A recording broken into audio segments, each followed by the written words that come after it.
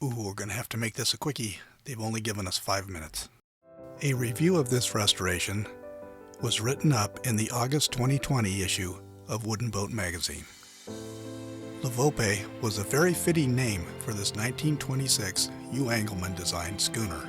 LaVolpe is Italian for the fox. Foxes are clever, quick, and good looking. In this video, we will share with you some of the things we did to make LaVolpe even foxier.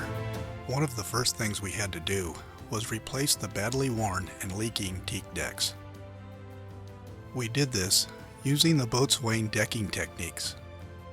These now are no-leak decks, blind fastened, with no butt joints. The cabin houses were completely rebuilt using the original teak house sides, corner posts, and cabin top beams. The cabin tops were replaced with Port Orford cedar tongue and groove under marine grade plywood covered with canvas duck soaked in epoxy resins. The edges were finished with teak eyebrow moldings and water tables in traditional ship fashion.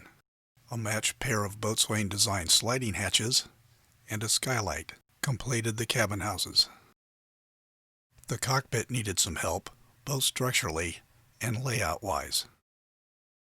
We of course kept the original steam-bent teak cockpit coamings.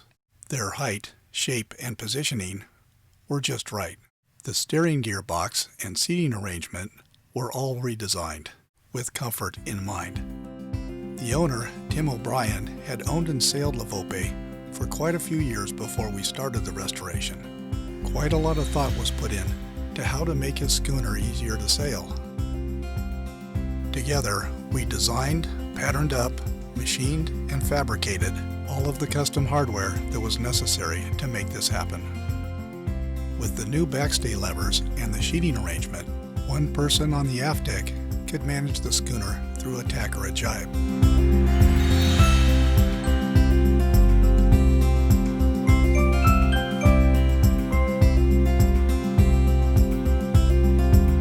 Well, yeah, we really got into this custom hardware thing, and LaVolpe is decked out with some pretty elegant boat jewelry. And not just on deck either. Below decks, we have put our heads together and taken some time to make things elegant and functional. LaVolpe has 2 watertight bulkheads, one at each mast. This sections the boat off in 3 compartments and makes designing an interior a little tricky. The original interior was very rough and completely dysfunctional. In the aft cabin, we were able to build a settee over the engine and the fuel tanks, with sleeping berths on either side.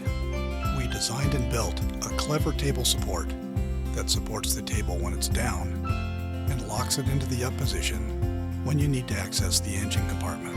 We installed the sight glass at the end of the tank in plain view so that at a glance you can check the fuel levels.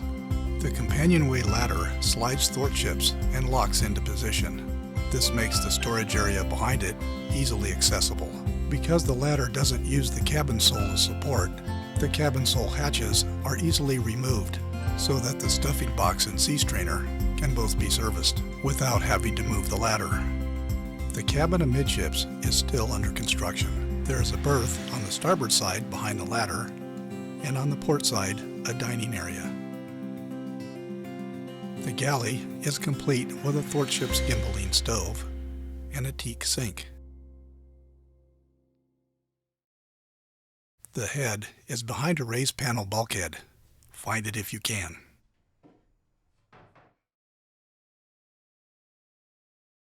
Oh, and I almost forgot about the leather. Tim really got into the leather. It all started by leathering the halyard blocks. This worked out really well. The leathered metal blocks were lighter, easier on the mast, and lower maintenance than just about anything else we could do. And it also looked traditional. Once he had mastered the craft, there was no stopping him. He leathered the rigging screws to protect the sails and sheets from the cotter keys, the mooring lines to protect them from chafe.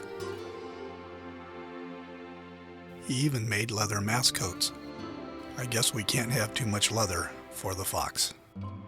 We will be producing a series of videos on the restoration of LaVolpe for our YouTube channel. Your support and contributions are greatly appreciated.